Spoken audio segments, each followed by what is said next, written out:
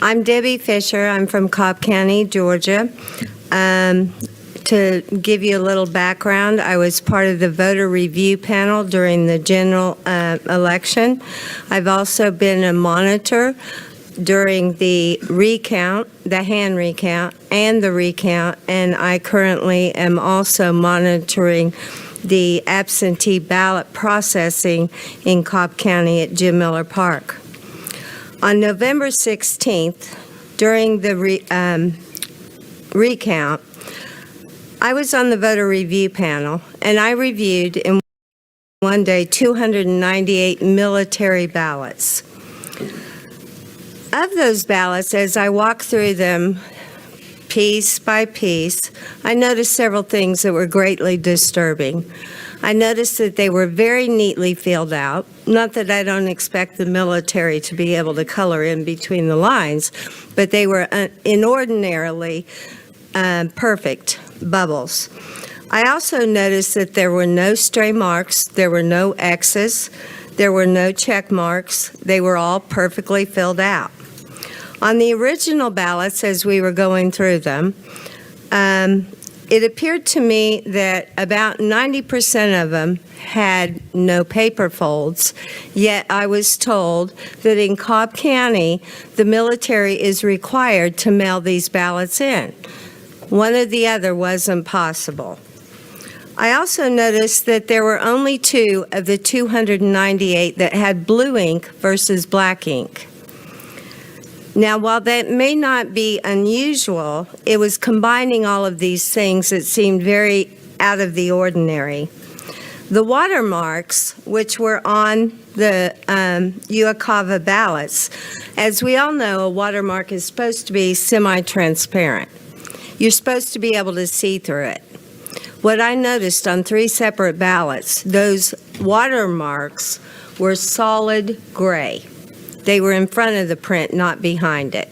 At that point, I made a challenge. I said, I do not believe these ballots to be authentic. I was told by Janine Evler that, oh yes, we just told them to set their printers darker. These are printed off individual printers, so they're all going to be different. Well, the interesting thing is the military ballots I have witnessed over the last week that they're processing now, not one of them have solid gray watermarks. They're watermarks like this, the UACAVA watermark that goes through the ballot. So I challenged those and asked that the ballots be thrown out. She refused. She said that they were verified, that they were legitimate ballots, and they would remain. Another thing that I noticed as we were going through these ballots, and on the voter review panel, what we were doing during the recount, that we were not entitled to do when the ballots were being processed. We were looking at the original, which was a printed piece of paper that came from a normal, ordinary printer, and then we were looking at what election workers had done to create a true ballot on ballot paper. And so the defective ones we were supposed to compare to the ones that they had prepared.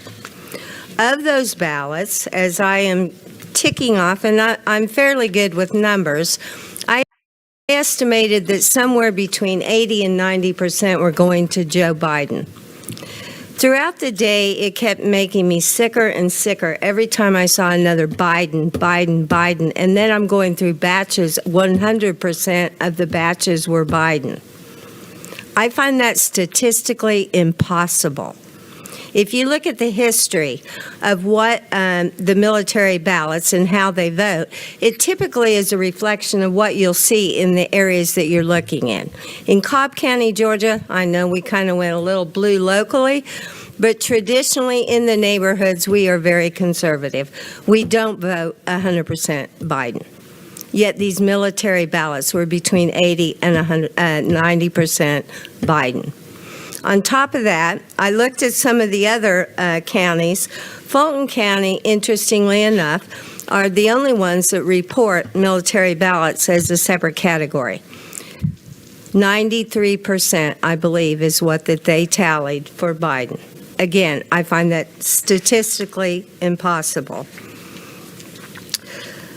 One thing that I have noticed as we went through the different processes, the recount, and now the processing again, the number of ballots that we received for the military were 826. They threw a couple out. Some were invalid signatures. Other came in past the deadlines.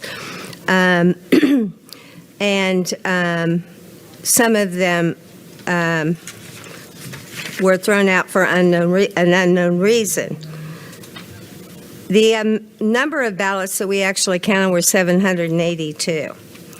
The number of ballots that we recounted in the recount, not the hand recount, the machine recount, was only 1,401. Doesn't make any sense, does it? They were all done by hand. We actually had to make those ballots. 300 and some odd ballots disappeared between the 2 weeks between those counts. When I inquired from Janine Evler how we could have 1,700 and change, and then it drops 300 and some ballots, I was told, oh no, those numbers had not been they had not been adjudicated at that point, and those other ballots were actually run through the scanner. We don't separate military ballots. Yes, they do. In the recount, I looked at ballot box after ballot box of military ballots. They are separated. They are not required to be mailed in. Matter of fact, I found out about 93% of those ballots were submitted electronically, not by mail-in ballots. So that electronic thing happens to have a little bit of a problem. How do you verify a signature on an electronic and on an email? There were no emails to be attached to the original printout. So as we're monitoring, how do we know that's a real ballot? How do we know it came from a military person? There is nothing that shows, that goes with that ballot, that it was actually the person who it said it was. Those are very concerning things to me. And of all votes that should count, it should be those people who put their lives on the line so that we have the right to vote. And it makes me sick that 90-some% went Biden. I don't believe that. I can't prove it, but I don't believe it. And I ask you guys, when you're going back and you're looking at these laws, to look at how we process these military ballots, because it isn't right. Matter of fact, I had an election worker tell me, most of the time we don't even count them unless it's a really close race. They should be the first ballots counted. And with that, thank you, Ms. Senator Rhett, you had a quick question. Excuse me, ma'am. How are you doing today? I'm very well, thank you. Were you aware that Cobb County has passed several audits, including just recently a signature audit where they received a 99.99% accuracy rate? Yes, I actually am. Thank And I am aware of the press conference where we got big cred.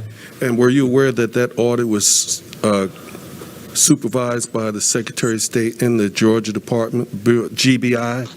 Yes, I was. Matter of fact, I was present when the GBI brought back the boxes full of ballots, along with a unmarked ballot box that wasn't the envelopes. I'm guessing it was the military ballots that I complained about. And they both certified the 99.99% accuracy rate. They did certify with no observers available to watch how they audited them.